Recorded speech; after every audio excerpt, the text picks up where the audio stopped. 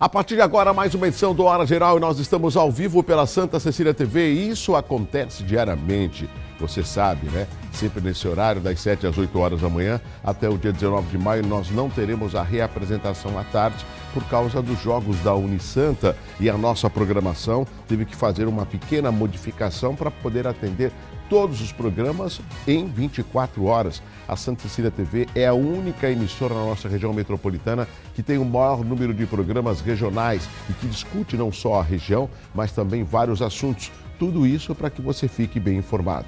No programa de hoje você vai ver: jovem recém-saído da Fundação Casa é preso em Praia Grande dirigindo moto roubada. É isso mesmo. Funcionários da Fundação Casa entram em estado de greve. Agentes da Guarda Municipal de Santos prendem homem suspeito de furtar carro no José Menino. E o nosso convidado de hoje já chegou, é o parasitologista Fábio Lopes Correia da Silva. Você sabe o que estuda um parasitologista? A importância do parasitologista no nosso dia a dia? Você vai saber daqui a pouquinho no Hora Geral. Ainda temos a previsão do tempo, movimentação das estradas, balsas, temos dicas de saúde, enfim, muita informação como sempre. Despertar para o novo dia e sintonizar a Santa Cecília TV é resultado de muita informação, né? Na abertura do Hora Geral, deixa eu mandar um abraço especial aos nossos amigos, os corintianos. Afinal de contas, o Corinthians ontem conquistou mais um título e, apesar de ser santista, não vou deixar de aqui, dar os parabéns aos corintianos. Eu tenho muitos amigos corintianos. Tem o meu amigo corintiano Rodolfo Amaral, né? Tem o doutor Joaquim, que é advogado, também é corintiano. Quer o outro corintiano? Meu amigo José Isaías Fernandes, ele que mora na Moca, estava ontem lá no Itaquerão, foi acompanhar o jogo do Corinthians. E muitos outros corintianos que também são meus amigos. A gente não deixa, óbvio, de dar os parabéns num momento como uma conquista de um campeonato importante, né, que o Corinthians coloca mais um na conta das vitórias e dos campeonatos conquistados. Parabéns aos nossos amigos corintianos e também ao Corinthians, né, pelo resultado e pela vitória. Bom, hoje também é comemorado o Dia do Turismo, verdade, do profissional de marketing. Você sabia? Hoje é o dia do profissional de marketing. Hoje é o dia também do artista plástico, né? O artista plástico que muitas vezes não tem aonde acabar expondo os seus trabalhos, né? E o artista plástico tem sim uma participação importante na cultura, né? E na arte, por que não? Hoje é o Dia Internacional da Cruz Vermelha e é dia da vitória, que lembra o dia da rendição alemã, colocando um ponto final na Segunda Guerra Mundial, isso em 1945, né? A gente, quando lembra de datas como essa, a gente fica pensando, poxa, terminou uma guerra. Mas se nós pararmos para pensar, diariamente nós enfrentamos uma guerra silenciosa, uma guerra de diferenças, uma guerra no dia a dia das cidades, uma guerra urbana, uma guerra até pessoal, né? A gente vê muitos conflitos familiares. Não é uma guerra instituída, mas é um confronto diário que nós temos que vencer, seja no trabalho, seja na escola, seja em casa, nos lares, seja na política, seja no esporte, enfim. Por isso que a gente tem que sempre agradecer a Deus por mais um dia e que Deus possa nos dar sabedoria. Dando sabedoria, a gente consegue administrar com mais serenidade os nossos desafios, tá? Olha, você acompanha o nosso programa pelo site, que é horageral.com.br. Estamos também no Facebook Live, que é uma transmissão que você pode assistir em qualquer parte do mundo. Temos o WhatsApp, que é o 981387000. Quero aqui agradecer. Eu fiquei esse final de semana praticamente mandando mais de 100 mensagens no WhatsApp. Óbvio que eu colei e copiei. Por quê? Porque muitas pessoas estão entrando no nosso WhatsApp, que é o 981387000, o Beninho está colocando na tela. E o que acontece? A pessoa às vezes coloca uma denúncia, às vezes a pessoa coloca, faz uma pergunta, né? E ela já sai escrevendo. Quando ela está escrevendo, eu não sei quem é a pessoa ou o nome. Então eu peço para que a pessoa, ao interagir no WhatsApp, coloque: olá, Douglas, aqui é a Maria Aparecida dos Santos, eu sou do Guarujá, assisto Hora Geral. Pronto, aí eu vou pegar lá, vou entrar e vou salvar o nome dela para que haja uma interatividade melhor com o nome da pessoa, tá certo? Então, muito obrigado, amigos. Vocês já estão aprendendo a participar e ser um repórter do Hora Geral através do nosso WhatsApp. Não se esqueça que eu estou com você. Na abertura do Hora Geral, uma notícia triste. Faleceu na manhã de ontem o médico santista Armando Tadeu Guastapaglia. Ele era cardiologista e conhecido especialmente em Cubatão, onde ajudou a implantar os serviços de UTI do hospital da cidade e foi chefe de departamento na Secretaria de Saúde. Ele lutava contra um câncer de pâncreas desde agosto de 2014 e já tinha passado por 3 cirurgias. Tadeu estava internado no Hospital Sírio-Libanês, na capital, desde abril. Desde que descobriu a doença, o médico fazia palestras sobre superação, contando como enfrentou os problemas decorrentes das drogas em família. Guastapaglia deixa 2 filhos e uma neta. E ainda na abertura do Hora Geral, aqui você vê, a gente não para, é a informação chegando, é a denúncia, são as manchetes dos jornais, mas agora o nosso telespectador, que assim como você pode participar, o nome dele é Edilson Monteiro, ele mora no bairro Vila Iolanda, em São Vicente, e diz que mora lá há 17 anos, ele mandou pelo WhatsApp: Douglas, eu moro há 17 anos neste local e a prefeitura nunca fez nada para melhorar a vida dos moradores. Ele, inclusive, mandou as fotos e diz que essa é a situação das ruas do bairro e até a rua principal que o ônibus deixou de passar devido às péssimas condições que você mesmo está vendo, amigo do Hora Geral. E ele fez questão de enviar a foto do boleto do IPTU e também do comprovante de pagamento. O que significa? Ele, como muitos munícipes na Vila Iolanda, recebem o carnê de IPTU, pagam IPTU, mas as condições que eles encontram das vias, das ruas, é de total abandono, de buraco, falta de asfalto, mato alto. Então ele pergunta: Douglas, como que a gente pode pagar algo se a gente não tem a prestação de serviço?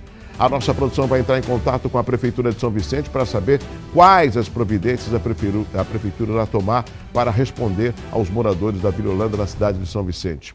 Olha, de São Vicente, nós vamos até Peruíbe, ou melhor, Peruíbe, é isso mesmo, Peruíbe. Tem uma denúncia de um morador de Peruíbe, ou seja, é o nosso telespectador, o Jesus Martins, do Jardim Ribamar. Ele está tendo dificuldades para agendar passagens para São Paulo. Olha só, hein? De Peruíbe para São Paulo. Segundo o telespectador pelo WhatsApp, o problema é que, além de ser uma pessoa de idade, esse senhor, o telespectador, o Jesus, ele tem sérios problemas de saúde. Vamos ouvir o desabafo que o Jesus gravou e enviou pelo nosso WhatsApp, que é o 981387000. Pode soltar, pode soltar. Outro dia eu estive em Peruíbe para agendar uma passagem para São Paulo. Eu já tinha umas 5 velhinhas. Isso eram umas 7 horas da manhã. As velhinhas estavam desde as 5h30 da manhã. Elas falaram que elas iam ficar até 1h da tarde e não podia sair. E eu, se eu quisesse para agendar, era para me esperar lá, ficar depois das velhinhas, lá para as 4 horas, para agendar. Aí esperei.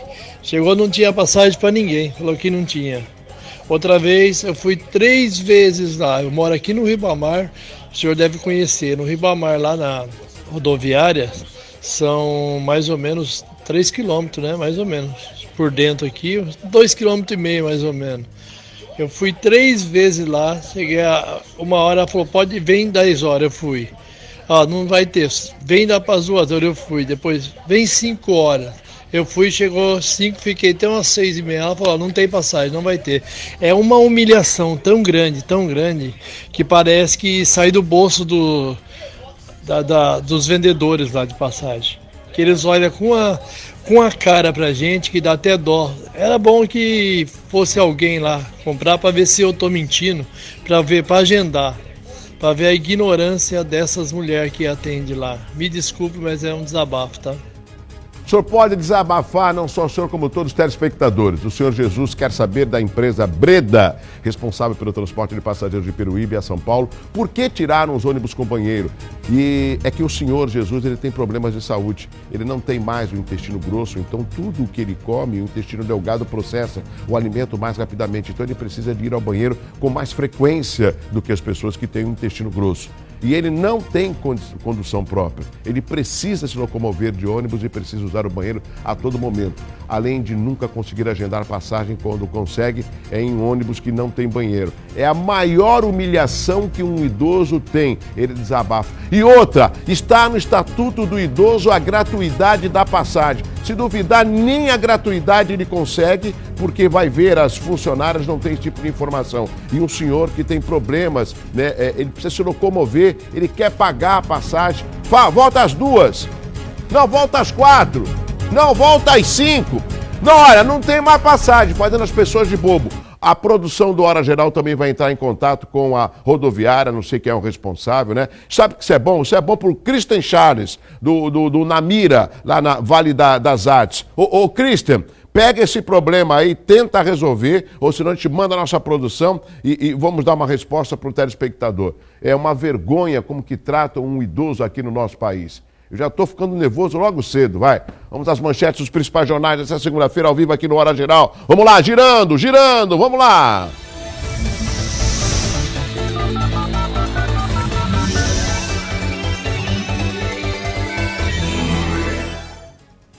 Destaca a seguinte manchete: não cederemos nada ao medo, nada à divisão. Farei tudo para não haver mais razões para votar nos extremos. Sabe quem está falando isso daí? É o Emmanuel Macron. Ele é presidente eleito da França em discurso após anúncio da vitória na esplanada do Museu do Louvre, em Paris. Resultado das eleições na França no dia de ontem: 66% Emmanuel Macron e 34% Marine Le Pen. E olha só, ele está feliz. Aí você pode falar: Douglas, esse é o novo presidente da França? É. Quantos anos ele tem, Douglas? 39 anos. É o mais novo presidente que é a França, que seria o 7º país mais importante no mundo, né? Está com um presidente novo. E olha, inclusive ele que é de centro, derrubando a direita, que era a Le Pen. Ela, no mesmo dia após o resultado, já ligou para ele, né? Parabenizou pela vitória, mas falou que ela vai entrar agora na oposição, vai fiscalizar o presidente eleito, que é o Emmanuel Macron, né? Muito jovem ele, hein? Macron vence a eleição na França. Mais jovem presidente eleito no país, o centrista derrota Marine Le Pen e ajuda a barrar onda nacionalista na Europa. Cadê o Estadão? O Estado de São Paulo trazendo como destaque: Macron vence por ampla margem e barra avanço de onda populista. Olha só, Macron e a mulher, a Brigitte, pela primeira vez desde os anos 70, líder de legenda independente é eleito. É uma novidade na França, sim, né? Deixa eu ver aqui a parte de baixo do Estadão. Olha só pode ser o Corinthians, quer ver? Olha lá. Ali, ó. O goleiro Cássio ergue a taça do Paulista. O jogo foi o 100º do time na Arena Corinthians e estabeleceu recorde de público do estádio. Vamos aos jornais locais. Jornal A Tribuna trazendo como destaque a seguinte manchete: TCE aponta falta de planejamento da cidade. Ô, TCE! O TCE, Tribunal de Contas do Estado, você não precisa fazer levantamento. É só mandar alguns dos técnicos do TCE passar pelas cidades da região. Nós que somos moradores observamos que não tem planejamento porcaria nenhuma. Não precisa mandar o Tribunal de Contas do Estado. Aqui, ó, Tribunal de Contas conferiu notas baixas, a maioria delas. Sabe o que significa? É incompetência de alguns prefeitos que não conseguem resolver. Mas na hora da promessa da campanha, eles são experts, são os maiorais. Aí quando vem a realidade, a gente é que paga o pato. E nem é pato, a gente paga o prejuízo na realidade. Macron vence França e pede união. Olha aqui, 28 vezes Corinthians. Cadê o Diário do Litoral? Trazendo como destaque a seguinte manchete: lançado em 2013, programa Meu Lar fica na promessa. Onde que é isso, hein? Projeto habitacional lançado pela Prefeitura de Santos iria beneficiar servidores da administração direta e indireta, além de aposentados. 2 torres seriam construídas no bairro do Estuário, com 20 pavimentos cada, totalizando 320 apartamentos residenciais. A administração alega baixa adesão e diz que o programa está sendo reestruturado. Eu não gosto de contestar quando eu não tenho informação, mas será que a baixa adesão dos servidores da administração em adquirir, em ter uma casa própria? Não sei. Nós precisamos também ouvir o outro lado e precisamos trazer aqui os representantes dos sindicatos, tanto do Sindserv como do Sindeste, para ouvir se de fato esse é o clamor dos servidores, ou seja, a baixa adesão faz com que o programa não tenha se deslanchado e foi lançado em 2013, nós estamos em 2017. Mas a minha preocupação é o seguinte, se foi lançado é porque teve um estudo para saber se esse programa era interessante ou não. Ninguém em sã consciência lança um projeto para lançar um factoide, lança porque tem um estudo, tem uma demanda. Inclusive a produção me avisa aqui que o telespectador, isso aqui é Santos, mas tem um telespectador, o João Silva, do bairro 31 de Março, em Cubatão, ele está indignado com a falta de atenção nas áreas de saúde, educação, transporte, inclusive habitação. E ele pergunta ao prefeito Ademário onde está a sua promessa de campanha. Cadê o governador que o prefeito falou que iria ajudar? E ele termina dizendo, nós não podemos ser enganados, prefeito.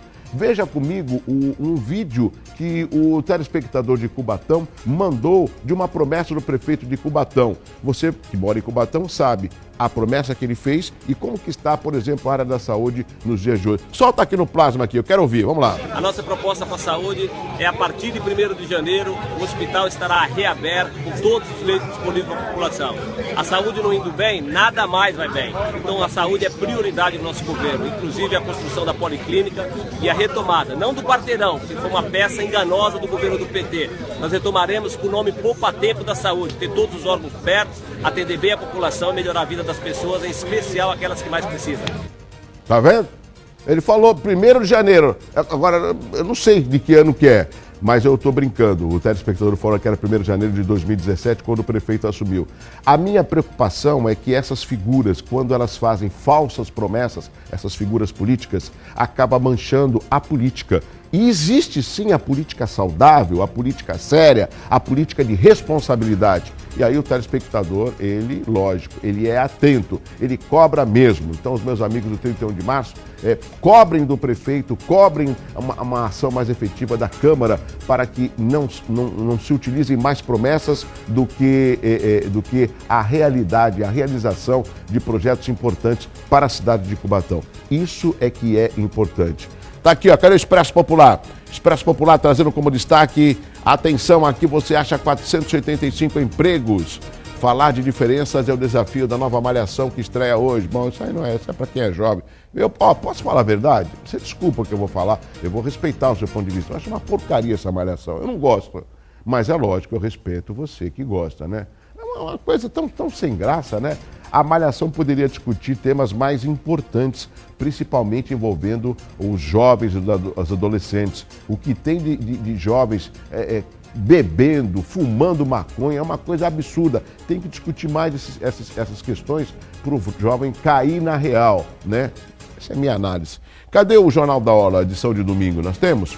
Jornal da Hora, edição de domingo. Ódio! Olha só, vivemos tempos estranhos marcados pela intolerância, um sentimento que é resultado direto da mistura de medo e ignorância. Onde vamos parar? Essa é a manchete do Jornal da Hora e com essa manchete do Jornal da Hora eu fecho as principais manchetes desta segunda-feira aqui no Hora Geral. Vamos continuar com a informação. Jovem recém-saído da Fundação Casa foi preso na manhã de ontem em Praia Grande. O nome dele é Admir Firmino Júnior, de 18 anos. Ele foi preso em flagrante por receptação dirigindo uma moto roubada no bairro Quietude, em Praia Grande. Orelha, assim que ele é conhecido, ele foi capturado pela Guarda Municipal após ser visto em atitude suspeita. O proprietário da moto foi localizado, mas não reconheceu o jovem como autor do roubo. Orelha foi indiciado por receptação e recolhido à carceragem da delegacia. A moto foi devolvida à vítima. Olha, os trabalhadores da Fundação Casa, ex-FEBEM, eles estão em estado de greve. Exatamente, eu vou explicar por quê. A data base da categoria é 1º de março e até o momento não houve negociação com o governo do estado, segundo o sindicato. Entre os pedidos, os funcionários querem um reajuste de 11,5%, que corresponde à reposição da inflação mais 5% de aumento. O mesmo índice para vale-refeição e alimentação, entre outros. Segundo o presidente do sindicato, o estado de greve não paralisa as atividades, mas serve para pressionar o governo e preparar os trâmites legais para a greve programada para 8 de junho. A assessoria de imprensa da Fundação Casa disse que está sendo verificado com o governo do estado o que é possível ser concedido. Olha, Beninho, deixa no jeito as palmas, que eu quero hoje dar uma salva de palmas para a Guarda Municipal de Santos. No final dessa nota eu vou chamar as palmas, olha lá. Equipes da Guarda Municipal de Santos detiveram em flagrante delito um homem que praticou furto no interior de um veículo estacionado na rua Rio Grande do Sul. Sabe aonde? No José Menino, na manhã de ontem. Um munícipe fez a denúncia e algumas diligências da Guarda Civil Metropolitana foram efetuadas na região. O suspeito foi localizado e junto a seus pertences foi encontrado os objetos que foram subtraídos do veículo e reconhecidos pelo seu proprietário. O suspeito e os objetos apreendidos foram levados ao 1º Distrito Policial de Santos, onde um boletim de ocorrência foi lavrado e constatado que o homem, olha aí, ó, tinha uma vasta ficha criminal. Parabéns à equipe da GCM 87/86 de Santos. Em nome da inspetora Alexandra e os GCMs Raimundo Menezes e o Soares, parabenizar. Se a Guarda Municipal de Santos tivesse todo o aparato, armamento, como eu já mostrei aqui, como a de Sorocaba tem, por exemplo, se tivesse viaturas mais bem adaptadas, que até pudesse levar quem cometeu o ilícito, seria uma outra Guarda Civil metropolitana, ou Guarda Municipal, como queira, né? O que eles precisam é estar equipados, e a lei já permite que eles possam estar armados e poderiam atuar junto com as polícias civil e militar. Às vezes eu falo certas coisas aqui, dá a impressão que eu sou chato, né? Eu falo, mas tem que ter competência, tem que fazer isso o mais rápido possível. E tem gente competente na Guarda, mas precisa dar condição. Você viu o que ela fez ontem, a Guarda Municipal? Então, se tivesse mais condições, poderia estar nos 4 cantos da cidade de Santos.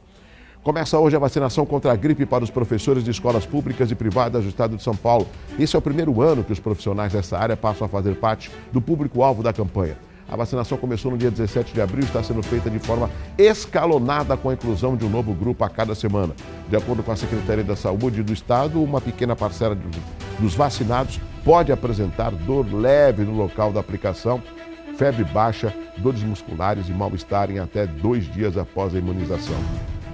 O dia D da campanha será no próximo sábado, dia 13. Este é o Hora Geral. Trânsito, apoio, Plano de Saúde Santa Casa de Santos, o melhor atendimento em plano de saúde. Sistema Anchieta Imigrantes operando no esquema 5x5 com pontos de lentidão na chegada a São Paulo pelas vias Anchieta Imigrantes. Na Cônico Domênico Rangoni, Padre Manuel da Nóbrega, o trânsito segue normal. Já na Ponta da Praia, travessia de Balsas, a produção do Hora Geral informa que tem 6 embarcações. Guarujá, Bertioga 1 e São Sebastião da Bela com 3 embarcações. O rodízio vai para São Paulo, boa viagem. Veículos com placas finais 1 e 2 estão proibidos em circular no centro expandido. Ô Douglas, segunda-feira, né? Ô Douglas, é a primeira segunda-feira depois da vitória do Corinthians? Ó, tem um telespectador, já estão tirando o sarro, olha aqui, ó. Mandaram agora pelo WhatsApp. Sim, é a primeira segunda-feira depois da vitória do Corinthians. Que mais? Já falei, já dei os parabéns para os corintianos. Quer saber a previsão do tempo? Então tá bom. Vai chover? Bom, vamos saber agora!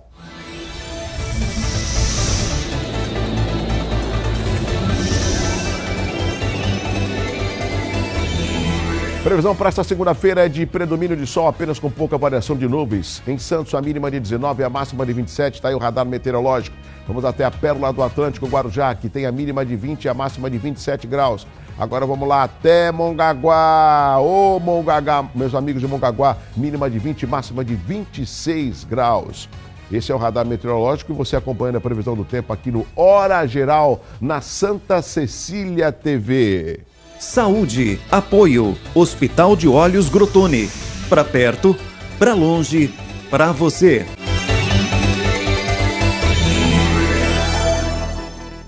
Alô, amigos do programa Hora Geral. Hoje vamos falar sobre um tópico bastante comentado e que foi alvo do último programa, o último vídeo que apresentamos. Falamos sobre o edema macular diabético, mas faltou falar sobre a retinopatia diabética.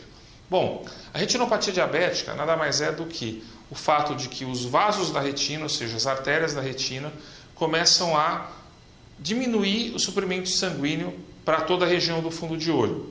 Com isso, faltando sangue, começam a acontecer hemorragias, que num segundo momento se transformam em neovasos, ou seja, o próprio organismo, na tentativa de produzir vasos novos para suprir essas regiões que estão com falta de suprimento sanguíneo, começa a criar vasos muito fininhos, muito frágeis, e esses vasos começam a estourar. Quando eles estouram, eles causam uma coisa chamada hemorragia vítrea, que é um sangramento de grandes proporções que leva a uma cegueira quase imediata. Esse tipo de problema tem que ser tratado para que não ocorram as hemorragias. O tratamento adequado para pacientes com retinopatia diabética, nesse grau da doença, é o laser. O laser vai fazer a fotocoagulação, ou seja, o laser vai cauterizar o fundo do olho. Em pacientes que já estão mais avançados, em que já ocorrem esses neovasos, e o laser já não é mais a solução, nós podemos utilizar uma cirurgia chamada vitrectomia, que vai limpar o olho dessas alterações. E no último momento, há que se fazer procedimentos adicionais, como a injeção de algumas medicações para tentar conter os neovasos. Essa é a dica que o Hospital de Olhos Grotoni dá para você em casa, amigo do programa Hora Geral. Até mais! Nós estamos ao vivo pela Santa Cecília TV. Quero agradecer a participação dos nossos amigos telespectadores, tanto pelo Facebook Live, tanto no WhatsApp, que é o 981387000, e aqueles que estão ligando também no 3041-6777. Eu fiz questão de convidar, desde a semana passada, o meu amigo Fábio Lopes Correia da Silva. Ele é parasitologista. E, Fábio, tudo bem? Bom recebê-lo aqui. Bom dia. Bom dia. Eu fiz até uma postagem no Facebook, mais ou menos assim. Você sabe o que estuda um parasitologista, né? Você sabe qual a importância dele no seu dia a dia? Então, essa pergunta que eu deixei nas redes sociais, eu já quero reproduzir para você ao vivo aqui no Hora Geral. O que estuda o parasitologista? Bem, a gente estuda organismos que têm essa relação parasitária de viver dentro ou fora do corpo de pessoas ou de animais e que podem produzir ou uma doença ou um incômodo, né? No caso de insetos, carrapatos, ácaros, vermes internos. E aprofundando um pouco mais, a parasitologia entra também na área de infectologia e microbiologia, que a gente também vê protozoários, vírus, bactérias, fungos. Então é uma amplitude muito grande, é uma área muito grande e sempre com muita necessidade de atualização. Olha, nós estamos vendo ali... Não, segura um pouquinho esse vídeo aí. Eu só quero que o Fábio termine essa explicação da parasitologia, porque a gente já vai chegar nos roedores. Agora, Fábio, existem muitas mudanças na parasitologia, novidades?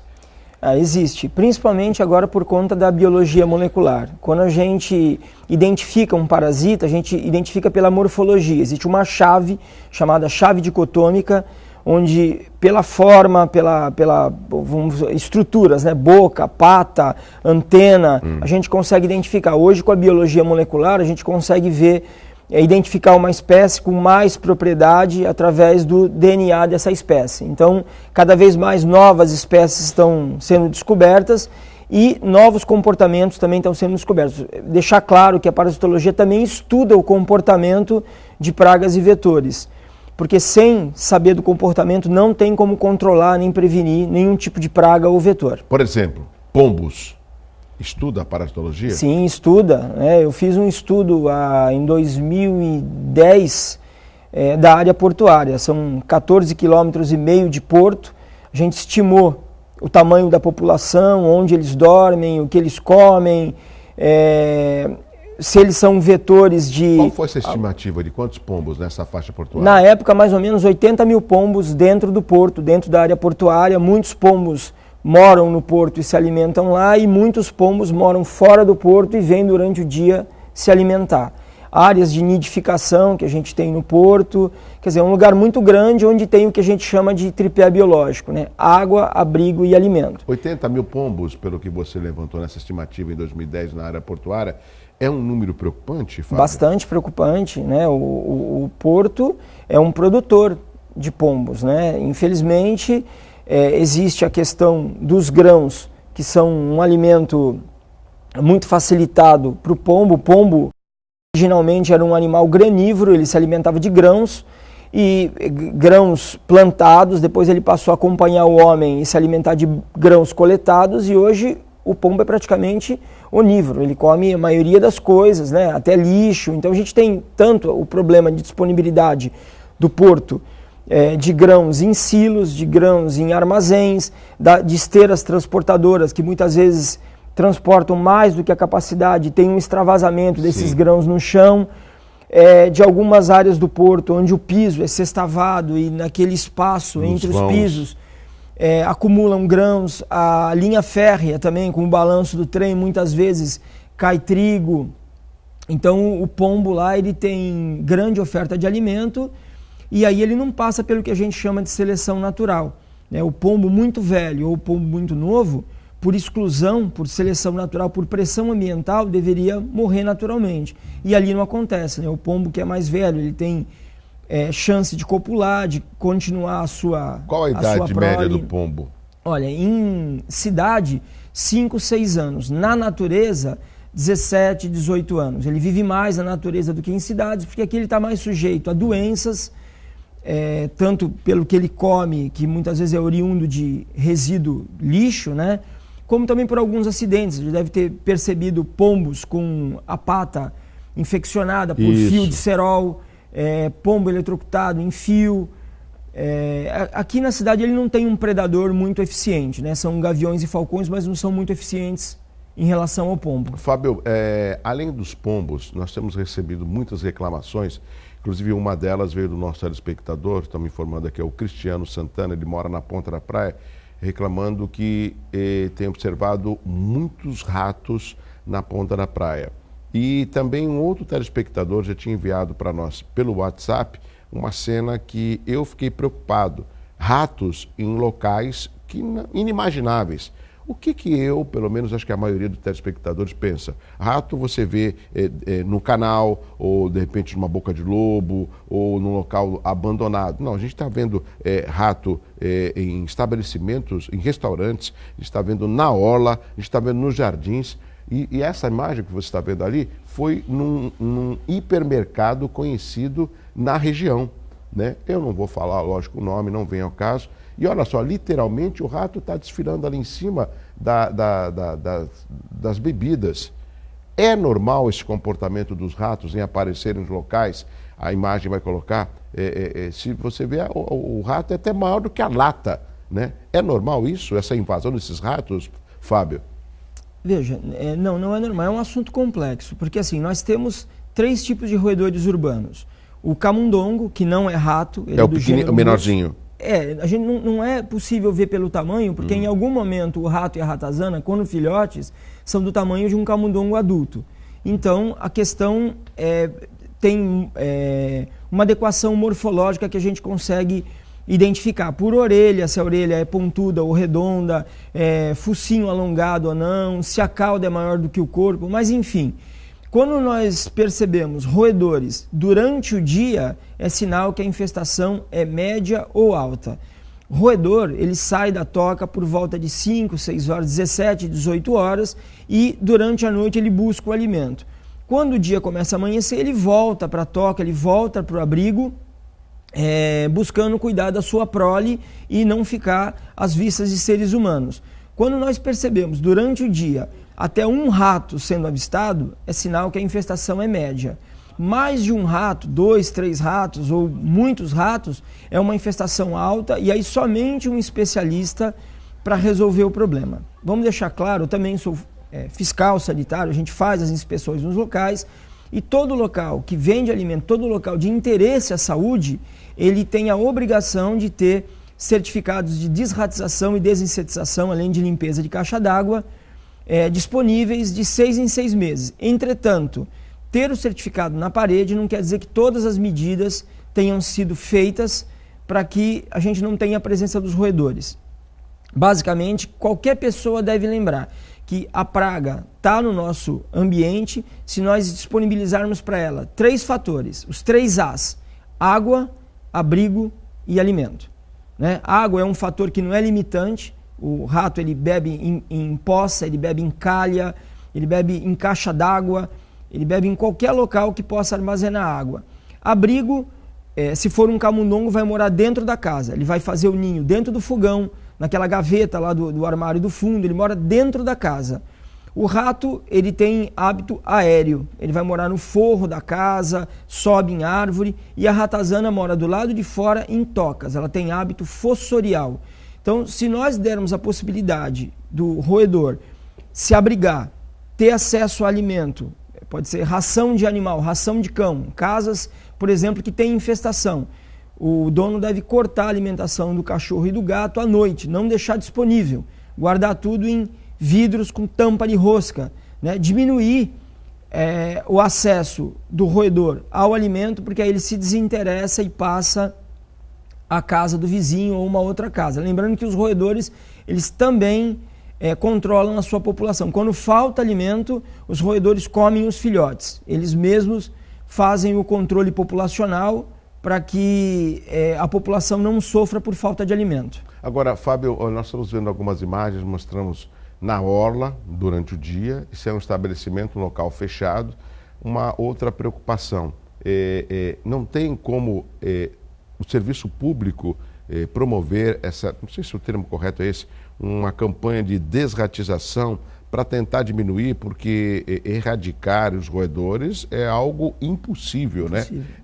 Mas não tem como ser criada uma campanha para diminuir, porque o que eu sei, imagino você como estudioso, as causas, as doenças que o rato acaba provocando na população, o mais conhecido é a leptospirose, mas fico imaginando, vamos supor, se ele come algum tipo de comida do cachorro e o cachorro depois vai comer, uma criança que vai brincar na areia por onde passou um rato, né? Ou seja, quais os perigos, os males que os ratos podem oferecer ou oferecem aos seres humanos? Bom, os roedores, eles são incriminados de várias doenças, né? Doenças graves, muitas vezes como a hantavirose, né? O hantavírus, que é produzido por um vírus que pode estar presente ou nas fezes ou na urina do roedor e que ele tem um grau de letalidade muito alto, ele é uma doença mais afeita a áreas silvestres, mas é uma doença muito grave. A leptospirose, a própria raiva, a peste bubônica, algumas salmoneloses, febre da mordida do rato, a pulga do rato, que é uma pulga chamada Xenopsis laqueopsis, também pode produzir doenças graves, ácaros, alergias por pelo, transmissão de parasitas através do pelo, do corpo, da pata. Ou seja, o rato é um vetor de doenças bastante eficiente. Em relação ao poder público, o poder público ele tem responsabilidade de fazer a desratização, a desinsetização em próprios municipais. Escolas, unidades básicas de saúde, prefeitura, todos os prédios próprios. Nas instituições que são particulares, o poder público cobra através da vigilância sanitária, anualmente, sim, quando é renovada a licença ou o cadastro, né, dependendo do interesse à saúde daquele estabelecimento, ele cobra do indivíduo o certificado de desratização, desinsetização e limpeza de caixa d'água. O certificado é anual ou semestral? Semestral. Mas, entretanto, não quer dizer que com o certificado não haja presença de roedores. O profissional que vai lá, o controlador de praga, ele vai colocar iscas, encaixa iscas numa distância de mais ou menos 10 metros uma da outra e deixar algumas correções que o próprio local deve fazer, como vedar os forros, vedar janelas, que porventura tenham vidros quebrados, usar os ralos com aquela tampa abre e fecha. Ou seja, tem uma série de procedimentos que são bons procedimentos higiênicos, sanitários, que diminuem a possibilidade do roedor ter um interesse dentro do estabelecimento. Então é dessa maneira que o poder público cobra do estabelecimento. Caso ele não faça essas ações, ele tem a licença dele cassada. Nós estamos conversando no Hora Geral de hoje com o parasitologista, o Fábio Lopes Correia da Silva. Eu tenho outros assuntos, mas eu queria que a produção só colocasse rapidamente uma matéria. Essa matéria, Fábio, eu fiz questão, é do Caderno Regional, é da emissora do jornal aqui da casa, de fevereiro de 2016, portanto passa mais de um ano. E fala sobre um assunto que nós estamos discutindo, que é com relação ao rato. E só para ao resgatar essa matéria para mostrar ao telespectador como o assunto ainda continua presente e a razão da sua participação aqui no Hora Geral é que nós possamos aí promover essa discussão junto à Secretaria de Vigilância Sanitária e também as de saúde, porque isso trata de saúde e isso é afeto aos seres humanos. Quer ver? Vamos ver aqui a reportagem aqui no Plasma. Pode soltar. As imagens que você vai ver agora são impressionantes. Mostram a quantidade de ratos que circulam diariamente pela Orla de Santos. Nas pedras, na areia, nos jardins, um problema de saúde pública, já que esses animais transmitem várias doenças. Eles são silenciosos. Na maioria das vezes ficam escondidos. São ótimos corredores e gostam muito de sujeira. Restos de comida no chão são saborosos aperitivos para eles. Dá medo? Bastante. Eles são bem grandes. Às vezes tem bastantes, não são um ou dois, então a gente fica um pouco assustado. Quando a gente caminha mais para dentro, onde tem os bancos, é fácil ver rato passando de uma moita para outra, assim. Em dia de chuva também, já vi já. Dá nojo. Os ratos são animais de vida noturna, costumam dormir durante o dia e procurar alimentos à noite. Mas como vemos neste vídeo, eles estão mudando de hábitos. Olha a quantidade de ratos em plena luz do dia, circulando pelas pedras do Canal 6. Os roedores ficam para lá e para cá como se não houvesse movimentação de pessoas por perto. Essa família que veio pescar e admirar a paisagem se surpreendeu. Assusta e demais. De vez em quando eu estou aqui jogando pau, pedra, para não chegar perto da criança. A maior preocupação são as doenças que esses roedores podem transmitir ao ser humano. Segundo a Organização Mundial de Saúde, são mais de 200 tipos de bactérias. Entre elas, as principais são a leptospirose, a tifo-peste bubônica e a febre hemorrágica, além das sarnas e micoses. Questionamos a Secretaria de Saúde de Santos para explicar essa quantidade de roedores que existem na orla da praia. A seção de Vigilância e Controle de Zoonoses destacou que existem ratos onde as pessoas jogam lixo no chão. Diz ainda que é feito um serviço de dessatização por toda a cidade. Em específico, na orla da praia, o trabalho é feito 4 vezes por ano. Ainda durante o carnaval, nós estávamos caminhando nesse pedaço, a maré estava baixa, a gente viu a quantidade de lixo jogado, né? Então é o próprio homem, né, que causa essas coisas também, né? Se a gente colaborasse, mantivesse as coisas limpas, não teríamos esse problema, né? A Prefeitura de Santos disponibilizou o número da Ouvidoria da Saúde para os munícipes que detectarem a presença dos roedores. 0800 7700 7732 ou o site www.santos.sp.gov.br/saúde. Nós que recebemos bastante turista na cidade, é complicado a gente apresentar um jardim tão lindo com tanta sujeira. Essa é uma preocupação e eu quero deixar bem claro, amigos do Hora Geral, essa é uma reportagem de fevereiro de 2016, né? Ou seja, do ano passado. Mas esse é um dos muitos problemas que chegam no nosso WhatsApp, por isso que eu fiz questão de chamá-lo, principalmente a população da Ponta da Praia, toda a orla. Nós temos os jardins que estão no Guinness Book, né? O maior jardim de praia do mundo. Mas observamos também que a população tem uma parcela de culpa quando ela joga um alimento no chão, quando ela joga um alimento, vamos supor, no jardim, pensando que ninguém está vendo, mas os ratos acabam se aproveitando. Você acha que é o suficiente o trabalho que está sendo feito com relação ao controle desses ratos? Porque a imagem, por mais que seja antiga, ela mostra que ainda tem um grande número de ratos na orla, um local onde circulam muitas pessoas, Fábio.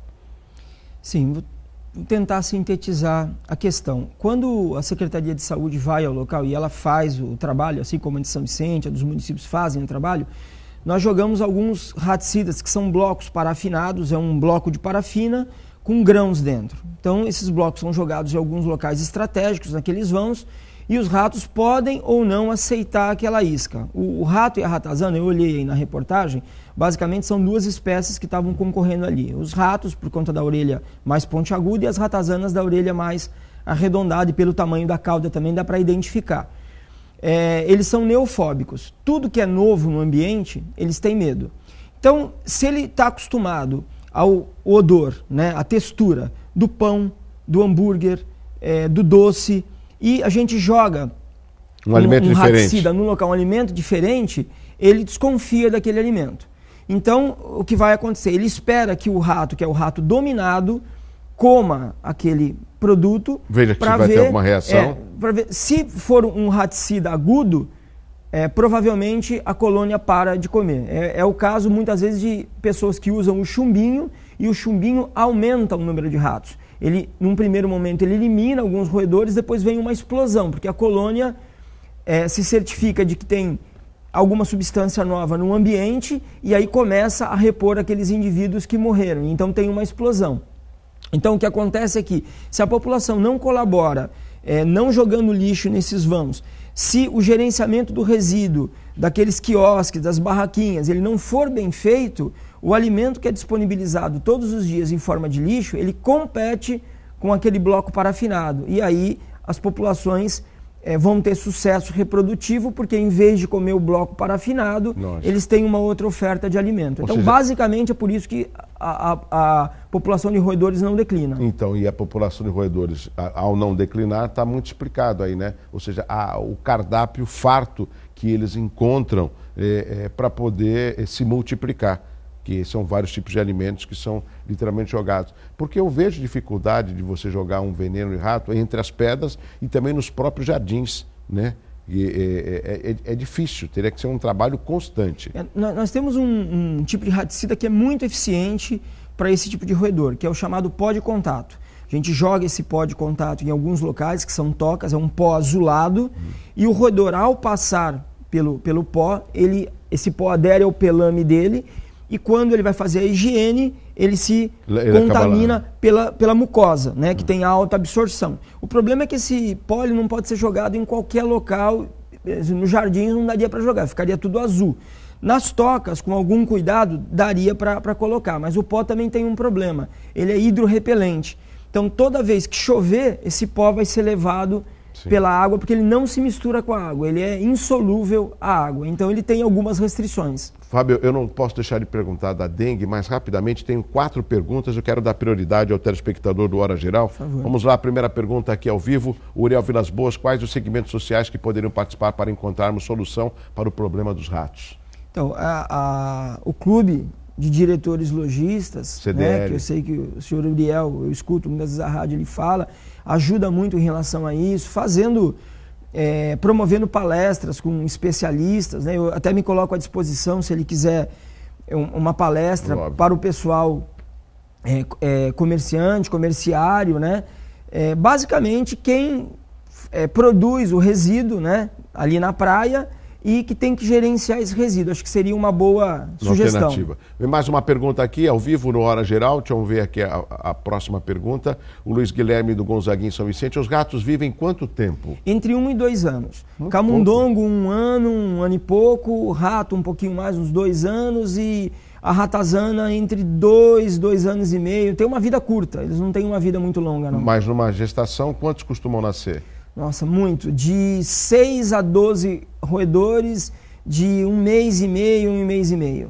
Né? Eles rapidamente se reproduzem. E eles controlam a colônia muito bem em relação à população. Mais uma pergunta aqui ao vivo no Hora Geral. Os ratos mordem o Ulisses do Boqueirão? Sim, mordem. A preocupação das pessoas de repente falar, sai daqui! Não, eles não atacam, né? Não são animais, são animais até tímidos e tal. Mas se nós encurralarmos um roedor no canto de uma pia, de um local qualquer, num quarto, certamente ele vai se defender e vai morder, certamente. Mais uma pergunta rapidamente, depois quero falar que tem 1 minuto para falar de dengue. O José Luiz do Marapé, quais as doenças são transmitidas pelos pombos? Diretamente pelos pombos, nenhuma. Pelas fezes do pombo secas e abrigados da luz, criptococose, histoplasmose, clamidiose, que é uma doença bacteriana, muitas doenças que são associadas às fezes do pombo secas e abrigadas da luz. Fábio, o que temos que se preocupar com a dengue ou está tranquilo? Porque a gente não vê nenhum tipo de informação, está controlado, não tem problema mais com a dengue ou com a Aedes aegypti? A preocupação é o Aedes. Os índices de Aedes estão cada vez maiores, esse mosquito está cada vez com uma plasticidade maior. A gente, lá na década de 90, a gente sabia que ele fazia postura de ovos em até 12 tipos de recipiente. Hoje são mais de 40 tipos que ele utiliza para fazer a postura de seus ovos. Os índices são medidos em janeiro, julho e outubro. E eles estão bastante altos aqui na Baixada Santista, porque tem uma média de temperatura e de regime de chuvas propícia ao seu desenvolvimento. E nesse momento a gente não escuta falar de dengue, porque o sorotipo que está circulando é o sorotipo 1. Então a maioria das pessoas já teve o sorotipo 1 e tem o que a gente chama de imunidade homóloga duradoura. Não vai ter mais a doença pelo resto da vida. Entretanto, se um outro sorotipo entrar aqui, ou se o chikungunya entrar aqui com força, ou mesmo a febre amarela, ou o maiaro, que é uma doença que já está no Brasil, na região de Tocantins e Centro-Oeste, e é uma doença parecida com o chikungunya, entrar, nós temos a Aedes aegypti suficiente para manter a transmissão, principalmente tendo um grupo muito grande de pessoas suscetíveis a essas arboviroses. Então, ainda para quem é da área, né, para infectologistas, parasitologistas, epidemiologistas, controladores de pragas e vetores, o nosso principal problema é o Aedes aegypti, pelo tamanho da população e pela maneira como ele se adaptou aqui na Baixada. Meu amigo Fábio Lopes, parasitologista aqui no Hora Geral. Antes de me despedir, eu quero chamar os aniversariantes desta segunda-feira. Vamos lá? Parabéns, parabéns, parabéns. É o que desejam todos que lhe querem bem. Felicidades no seu dia. Parabéns a todos com saúde e alegria. Parabéns, parabéns. É o que desejam todos que lhe querem bem. Felicidades no seu dia. Chegamos ao final de mais uma edição do Hora Geral, meu amigo Fábio Lopes, muito obrigado. Muito obrigado. Eu quero que você volte mais vezes, que tem mais assuntos para a gente discutir aqui no Hora Geral, tá bom? E parabéns pelo trabalho que você está desenvolvendo aqui na nossa região. Obrigado. Vem aí o Bom Dia Baixada, um abraço forte para você. A gente está de volta amanhã às 7 horas da manhã. Tchau, tchau.